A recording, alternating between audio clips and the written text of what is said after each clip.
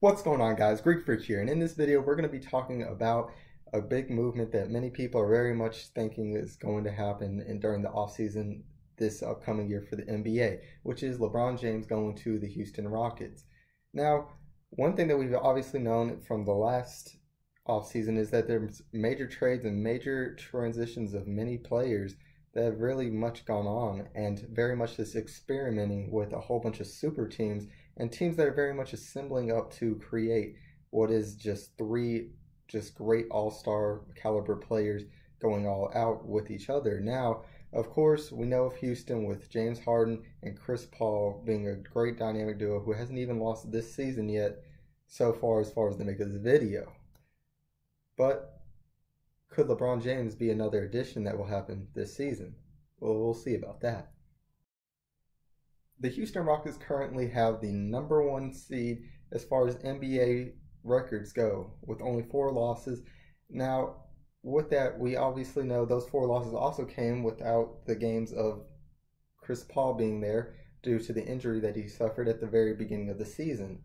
But as we all know, James Harden, who was an MVP caliber player this year, is very much in the front running for this year, leading the league in assists and almost second in the league in points, I believe, at the moment. So with that, we have to think of such a dynamic player that's capable of obviously showing that he can play with other players, unlike the way that it's being played out in Oklahoma City with the big three there, not very much working out at the end of games and not being able to very much spread out the floor. Multiple reasons for this unsuccess there compared to the success in Houston.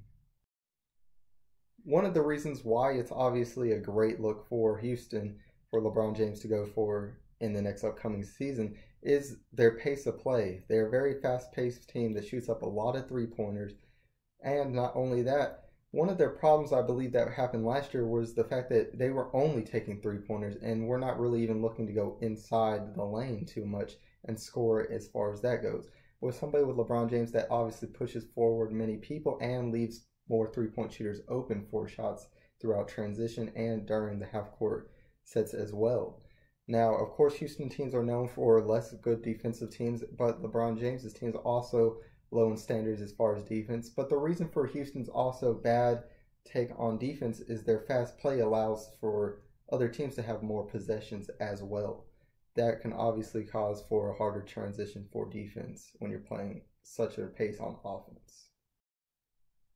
With the numbers of these players going into the upcoming season, coming together next season would be obviously a great transition to see how that would formulate out. Now, of course, we already knew the fact that with James Harden and Chris Paul was more a ball-dominant player, which was sort of the reason of thinking it would be more of an OKC problem where you have very much ball-dominant players trying to go out. But with James Harden obviously proving he can share the basketball a lot and that Chris Paul can accept his role as much as he can there, LeBron James is somebody who can play without the basketball and needing to score, which makes it a very easy transition, I believe, for them to use a player such as LeBron in the upcoming season.